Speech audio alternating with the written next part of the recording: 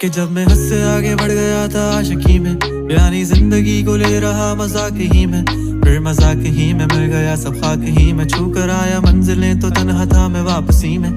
जैसे फूल तोड़े होंगे तुमने झोली भर के, मैं वो फूल जो कि रह गया था शाख ही में। जैसे ख्वाब ही में ख्वाब गाहे आंख ही में, पल से पल में क्या हुआ तुम रह गए बस याद ही में। एक सवाल मचलता है मेरे दिल में, कभी तुझे मैं भूल जाऊं या तुझे मैं याद करूं। तुझी को सोच के लिखता हूँ जो भी लिखता हूँ, अब लिख रहा हूँ तो फिर क्यों ना एक सवाल करूं। मैं इस सवाल से